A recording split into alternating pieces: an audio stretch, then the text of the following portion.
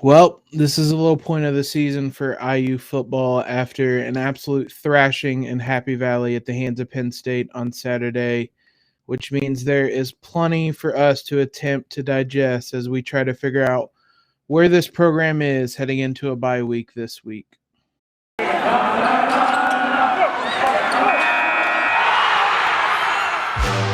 are Locked On Hoosiers, your daily podcast on the Indiana Hoosiers. Part of the Locked On Podcast Network, your team every day. What is up, Hoosiers? It is Monday, October 4th.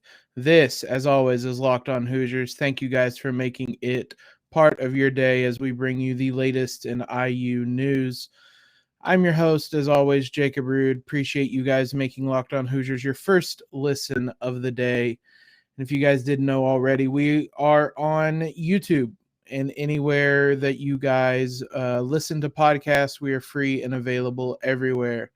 As we mentioned in the intro, certainly a lot to attempt to digest in today's podcast. We're not going to be able to get to all of it. It's a good thing we have a bye week in that regard, but we're going to try to start talking about where this IU football program is after a third loss to a top 5 team and possibly the worst yet on Saturday against Penn State.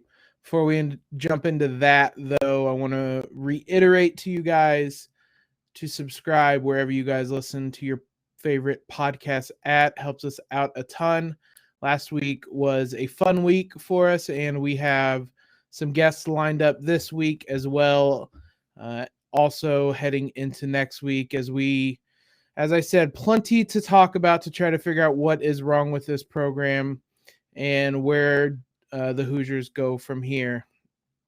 If we're going to start talking about Saturday, though, I think the one place that we need to start is with the injuries. By the time you're listening to this, we may potentially know about Michael Penix's injury. He obviously, for those that missed it, left the game on Thursday in the third quarter. Didn't look right for most of the night. Certainly didn't look like the quarterback that played against Western Kentucky last week. Even if that was a limited version of himself, he just never looked the same on Saturday. He had his I believe left knee looked at, which is not his surgically repaired knee. At one point, Jack Tuttle was warming up just in case. Then ultimately, he goes down with a left shoulder injury after being taken down. I guess technically on a sack as he was kind of scrambling out of the pocket. Again, I don't want to dive too deep into it because I think we'll find out some more information on Monday about that injury. So with that in mind, be sure you follow at LO_Hoosiers. We will post a reaction if he is done for the season. We will post a video reaction on our Twitter account. Try to make sense of that as well. So be sure you are following us there. That certainly wasn't the only injury and hasn't been the only injury that's plagued the Hoosiers. In many regards, Saturday was about as bad as it could go in that sense. DJ Matthews obviously was someone the Hoosiers had to replace coming in. Cam Buckley, who I know has been disappointing in some regards, did not even make the trip to Penn State, so he wasn't even an option to fill in for DJ Matthews, which left the receiving core very shorthanded, down 2 receivers that saw regular snaps to varying degrees during this season. Certainly did not help out things as IU's offense looked lost all night long, no matter who the quarterback was. Really never gained any sort of momentum. There were some chunk plays here and there, but it never really worked out. Defensively, though, I'm going to try to give the defense the credit it deserves, but that was a Herculean effort. I know it came in a 24-0 shutout. I know 24 points is not something you associate with a Herculean effort, but what that defense did on Saturday was incredibly impressive, if nothing else, because they went into that game without without Tywan Mullen, the All-American cornerback, going up against arguably the best wide receiver in the country in Jahan Dotson. We talked a lot about how fun that matchup was going to be, and then boom, 30 seconds before the game, no Tywan Mullen. Reese Taylor got injured at one point in the game. I don't think he ever came back. Coach Allen talked after the game that neither of those injuries he thinks are going to be long-term. Raheem Lane went down. That one looked much worse. He was carted off the field, I believe. Micah McFadden, he kind of looked a little sore going off the field. He went off slow. He said after the game that it wasn't any sort of significant injury. That being said, Tywan Mullen said that last week after the Western Kentucky game, and he never was able to get back on the field. The Hoosier defense has just been absolutely battered, has been without people all season. Jalen Williams Jalen Williams missed part of last week. He was in concussion protocol. He ended up playing, and the Hoosiers badly needed him. Devin Matthews got hurt in that first game of the season. He's only been recently able to work himself back. Injuries have really depleted this team, and when you're underperforming like they are, it makes it even more significant to lose those guys. That's one of the biggest things to me. It was so frustrating to see this team just literally falling apart on top of the underperforming. Now, underperforming is probably the next place we need to go, and I don't think that's any more the case than on the offense. Listen, again, there were calls for Michael Penix to be benched on Saturday. They were as loud as they ever have been. I'm certainly not going to get into that debate again because we don't even know what Penix's status is. They were talking about joint separation that this medical staff was looking at. I don't want to dive into that because, one, I don't know a lot about it, and two, it may be old news by the time you're listening to this. So, but regardless if it's Penix or we saw Jack Tuttle play as well, the offense didn't really change. The issues are far more kind of schematic than anything else. Nick Sheridan has a lot of self-reflecting to do. Offensive coordinator Nick Sheridan. This offense has become too predictable in a lot of ways. I know a lot of the frustration comes from how often they run on first down. To be honest, I haven't rewatched the game yet. I couldn't bring myself to do that on Sunday. I often rewatch it on Sunday. Well, up to this point, I've rewatched every game on Sunday to talk to you guys about it. I couldn't rewatch that on Sunday, to be honest with you guys. That one was a brutal one. I plan on rewatching it this week. But I know Zach Osterman of the Indy Star tweeted at halftime he had IU starting 7 of its 8 drives in the first half with a run play. They gained varying yardage. 4 of them were positive. 3 of them were for no yards. That's not even really the problem. The problem is the offense is predictable right now. They're trying to do these really kind of complex things at times. It really just needs to be a simplified offense right now. And there's just really a lot of changes that need to come that I can't possibly dive into right now. There's just so much stuff that has to change. We're going to talk about the offense probably a lot this week. I have multiple guests coming on. Jared will be on this week. I have another guest that'll be on later in the week. There's going to be plenty of talk about the offense. But right now it is very broken. And with or without Penix, things have to change. And it wasn't as much of an issue. It didn't feel like last season. Maybe I was too in the weeds and too excited about how good we were playing. So I'm not really sure what has happened, but this offense is just a mess right now, and Saturday really exploited that. The other big thing we need to talk about, especially after that loss, is whether the season's kind of lost at this point. I don't think it is, and I can explain to you guys why in one moment. If you guys haven't already, though, you need to try out Prize Picks. I hope last week you took the under in everything for Saturday's game. We didn't give you any Prize Picks suggestions, but we did tell you with BetOnline to take Penn State minus 12.5, and that was the safest bet of the night. For those that don't know what Prize Picks is, though, it's your leader in daily fantasy college sports. They have any prop you guys could imagine. No matter what it is, from passing touchdowns, rushing yards, receptions, interceptions, whatever it is, they have you guys covered. Anybody that deposits right now using promo code Locked On will receive a 100% instant deposit match up to $100. They are giving you guys free money. The way it works, you pick 2 to 5 players, pick the over or under on their prop, and you can win up to 10 times the amount on any entry. And it's just you versus those projected numbers. PrizePicks also allows mixed sports entries. They have literally any sport you could think of. Go check out the site today. It's fun to just kind of play around and look around, see what some of those props are. So head on over there with either the award-winning app in the App Store on Google Play or on your computer. Entries can be made in 60 seconds or less. It's that easy. PrizePicks is safe and offers fast withdrawals. Don't hesitate. Check out prizepicks.com today. Use that promo code Locked On. Get you some free money. And, they make daily fantasy sports easy. So nothing really to complain about. Go get you some free money. If parlays aren't the only thing you're cooking up either, we have a new sponsor for you guys. If it's quality and craftsmanship that's important to you, you guys need to check out Made In. Made In is a cookware and kitchenware brand that works with renowned chefs and artisans to produce some of the world's best pots, pans, and wine glasses. Made In produces professional quality cookware for those who love to cook. They source the finest materials and partner with renowned craftsmen to make premium kitchen tools available directly to you without the markup. Made In products are made to last, and they offer a lifetime guarantee.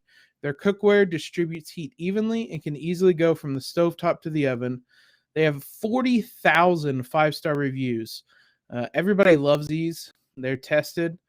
Made In is better cookware for better meals. So if any of this is interesting to you guys, you're searching for new cookware, ovenware, kitchenware, anything like that, head on over to Made In, where they're offering our listeners 15% off your first order with promo code Locked On.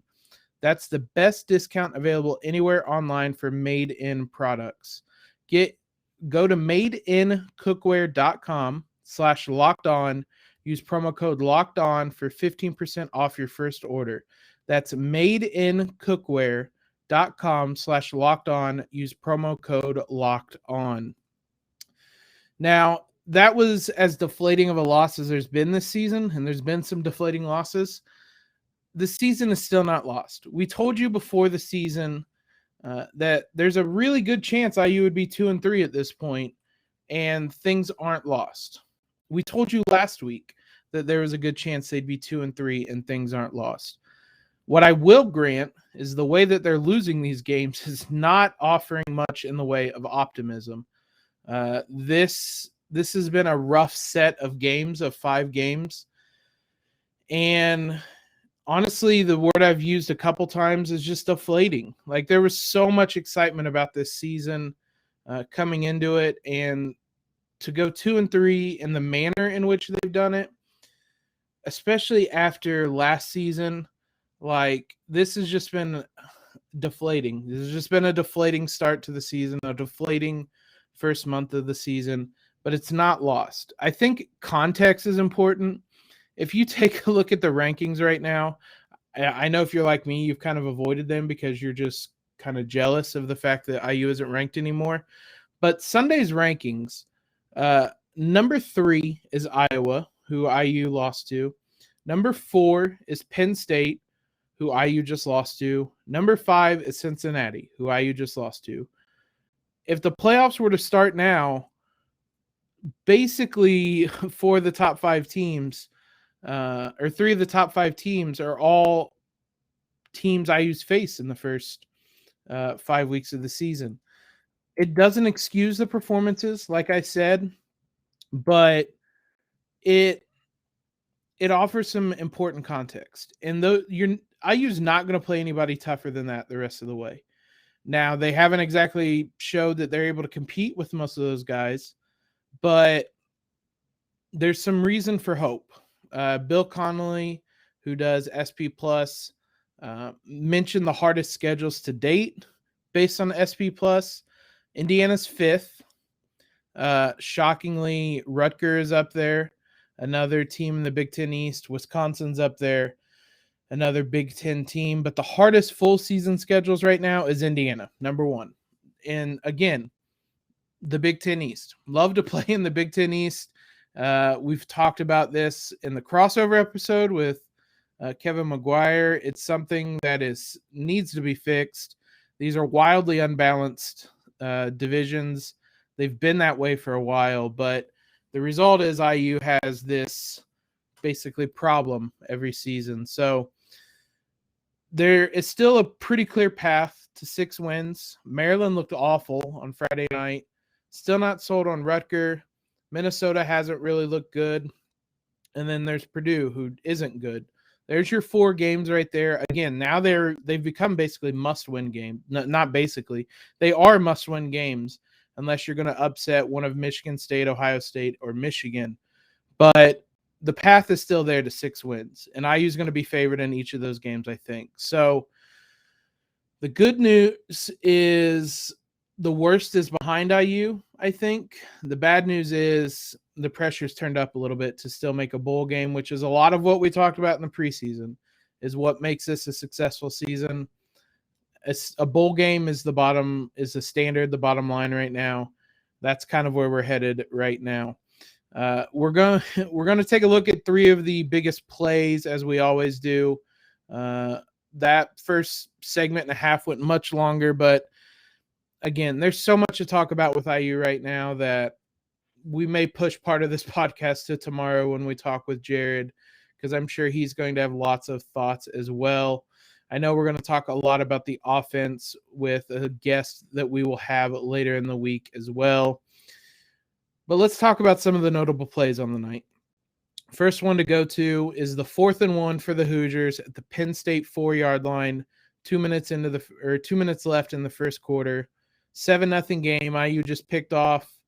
Sean Clifford returned it into the red zone. And they have this 4th and 1 scenario. First thing to note is that the spot was wrong before that. They reviewed it. You can't change a spot. You can just change whether it was a first down or not. It wasn't a first down, so they didn't change a spot. They spotted the ball about a half yard too far back. Ultimately, I don't think that it mattered because I don't think Stephen Carr really gained anything. But those are fine margins that the Big Ten routinely kind of messes up. Ultimately, the play call was a run, inside run, left side. It was a run pass option, actually. Before I dive into it, I want to say I think it was the right decision to go for it. Kicking a field goal there, I know in hindsight looks better. Be aggressive, play to win the game. I like the decision. It was an all right play call. Ultimately, I don't think you were going to get a guy on the perimeter. As we saw all night and really all season, IU can't really get guys on the edge in the run game. The offensive line's too bad. The problem was just kind of poor execution a bit on Indiana's part, but really good execution by Penn State. So it was a run pass option where Michael Penix is reading the defensive end to his left, who stayed. Ultimately, it was the right decision to hand it off because there was a defender on his backside that would have absolutely hammered him if he kept onto it for a pass. The problem in those is that the Hendershot's coming across the line, and if he knew it was a run and he could have blocked that defensive end, it's a first down. Because it's a run pass option, he's running a route into the flat. He runs right by that defender. That defender makes the play. It's a turnover on downs. Again, I don't hate the play call. Maybe you could make an argument for a QB sneak, which is what the broadcast was saying. It was too far to do IU's little get to the line and sneak it in. Maybe if they get the spot right, they do that. IU has a lot of success with just getting to the line under center, Penix snapping the ball and just following typically the right guard forward. They had success with that. Maybe if you get the spot right, it's different. But they didn't get the spot right, so the Hoosiers had more yards to gain by about a half yard, almost a full yard. Ultimately, it didn't work. Sometimes you just do the right things in college football, make the right decision, and those things don't work. The defense executed that perfectly. That's a really good Penn State defense, and the Hoosiers couldn't capitalize. Again, I like the play call. Tom Allen talked about it after the game. He said field goals aren't going to win you games on the road. Again, all this sounds different in hindsight, but if you take it into account at the time, if they get that first down, get the touchdown, it's a 7-7 game, has an entirely different feel to it. 7-3, I don't know that how much it really changes things. It almost feels like a bit of a win for Penn State's defense to hold them to a field goal, especially how deep they returned it. And I know a lot of people are going to say, well, they kicked the field goal later in the game. Tom Allen said at that point they just wanted a positive to build on, which the field goal was blocked, so you didn't even get that. I agree with both calls. Again, sometimes in hindsight it looks bad. You can't really measure things in hindsight. In the moment, I agreed with everything that happened. Again, as I said, we've run long a bit on these, so we're going to take one more break, try to race through the rest of this. Before we do that, we got to talk about not just Built Bar, but the fact that they have a limited time flavor.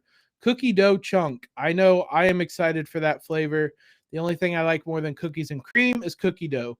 So head on over if you guys have not heard of Built Bar. They have a ton of delicious flavors. The cookie dough chunk, the cookies and cream, the cherry barcia, the salted caramel, coconut. Tons of flavors for you guys to choose from. If you haven't tried any of them, you can get a mix box where you'll get 2 of each of the 9 flavors.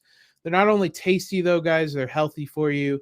You're looking at 17 to 18 grams of protein, 130 to 180 calories, 4 to 5 grams of sugar, 4 to 5 grams of net carbs. They're tasty, they're healthy, amazing flavors. No reason not to head on over to builtbar.com. Use promo code LOCKED15 and you'll get 15% off your first order. That's builtbar.com, promo code LOCKED15 for 15% off your order. 2 other plays I want to talk about. First one is a third down in the third quarter. 3rd and 12 at the IU 49, 6:59 left. It's a 14-0 Penn State game. This is a situation you would back IU's defense with how strong they've been this season. A 3rd and long, and they bring pressure, as they typically do in those scenarios. The pressure forces Sean Clifford up in the pocket, and IU was perfectly set up for this play. Micah McFadden faked blitzing, kind of that double A gap blitz, backed up, and he was spying Sean Clifford. So when Clifford steps up in the pocket, McFadden is right there. Clifford takes off to his left. McFadden slips. He can't get up in time. Clifford runs for 13 yards at the sideline, gets the first down. Ultimately, once McFadden slipped, there was nobody to cover him, which, I mean, there shouldn't be. You would trust your All-American linebacker in that position. McFadden's great. He's dependable. It was just an unfortunate circumstance, but that drive continues. Eventually, Penn State scores the dagger touchdown. The larger point I want to make is that an area IU's defense has had success in, mainly under Tom Allen, is getting off the field on those 3rd downs and those 4th downs, and it didn't seem like they were able to do that as much on Saturday. That is I don't want to say a skill necessarily. It's just an important aspect of the game to be able to get off the field whenever you have those 3rd down situations and forcing the punt, getting the ball back to your offense. Again, it's something that IU typically has had a lot of success in. That wasn't really the case on Saturday. At least it didn't feel like. Now, the stats say Penn State was 6 of 16 on 3rd downs. All right, but they were 2 of 3 on 4th downs. So ultimately, they were converting on a good chunk of their 3rd and 4th downs, which, if you're giving up even 8 of 19 on 3rd and 4th downs, doesn't sound like a lot. That's a lot of drives that are being continued when you could get them off the field Comparatively, IU went 3 of 14 on third downs, 1 of 2 on fourth down. We just talked about the one that they didn't get. Now, having said that, the fourth down that IU was able to get the stop, I wanted to highlight just because, man, what an effort from this defense. So it's 4th and 1 at the IU 1, 10:36 left in the fourth. It's a 21-0 game. The game feels like it's over. IU's offense has not been able to do anything. Penn State is driving down the field, but they get to this 4th and goal, not 4th and 1, 4th and goal at the 1. You would not have faulted IU for just kind of, I don't want to say giving up, but not putting full effort in here. That's not what they did. And that typifies this defensive effort and defensive performance on the night. They fought all night long. Again, 24 points sounds like a good chunk to give up. That was, considering how quickly IU was giving the ball up back to the Penn State offense, that was such a great performance from IU.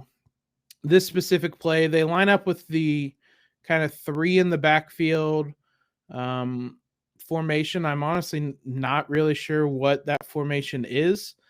Someone smarter than me might be able to tell me, but they hand it off to Jones going left side. Both Cam Jones and Bryant Fitzgerald shed their blockers immediately and meet the Penn State running back at the line of scrimmage. Micah McFadden comes in to help finish it off. Penn State is stopped at the 1-yard line. IU gets the ball back. Ultimately, they did nothing with it on offense, as was the case all night. But I really wanted to talk about that, to kind of single out that performance for how impressive the defense was all night. They deserve so many kudos, not just for Saturday, but for all season. They have been the rock for this team, and they're the only, a lot of games this season, they've been the only thing kind of keeping IU together. You wouldn't have blamed them if they kind of fell apart, especially last week, considering who they were playing, the performance of the offense, and the fact that we mentioned all those injuries at the beginning. But that wasn't the case. Shout out to Charlton Warren. We mentioned Nick Sheridan and how he's underperforming woefully this season. Charlton Warren in his first year has come in. This is such a damn good defense, and they're so much fun to watch. The 3 players of the game, we're not going to be able to dive too much into them. Micah McFadden, still incredible. There's going to be a conversation we need to have at some point about where he ranks among the best IU players in recent history, kind of modern history, because he is flying up that list. Bryant Fitzgerald, we just mentioned, had a really, really, really good second half. And then Raheem Lane, again, another guy we may know more about his injury on Monday. I hope it's not as bad as it seemed. He had the 1 interception on the night of Clifford. Just a great defensive performance. Thank you guys again for making Locked On Hoosiers your first listen of the day. Make sure you guys head on over to Locked On Big Ten next. Make that your second listen with Nate Dickinson. We're going to be on there later this week to talk about the Hoosiers. There's certainly plenty to talk about, but sometimes it's nice to kind of get an outsider's perspective as to what they see with this Hoosiers team, how they're kind of judging things a little bit. Make sure you guys leave a rating and review if you've subscribed. If you haven't subscribed, go subscribe. I will read the reviews on here if you guys leave one. So let's make this a conversation. I want to hear what you guys are thinking. How would you fix this IU offense? Let me know. Leave a rating and a review on Apple Podcasts. Like I said, we'll have Jared this week. We'll have another guest. We're going to try to talk a lot about football. I also want to do a whole episode at least on the soccer teams because they've kind of been kicked to the curb a little bit. I certainly do not want to forget about them. We may try to get someone to come on and talk about soccer as well, someone who's watched these games a little closer than I've been able to. Be sure to follow us on Twitter. Like I mentioned earlier, we'll have reactions depending on the injury news for Michael Penix on Monday. Head on over as well to Locked On Bets. It's a new podcast with your boy Q and Lee Sterling. They'll have you covered for the bye week. No Hoosiers this week, so they're are plenty of things to learn about from those guys. They will get you covered with Locked On Bets, brought to you by BetOnline AG, wherever you guys get your podcast. Have a great Monday, everybody. Don't let the Hoosiers get you down in LEO.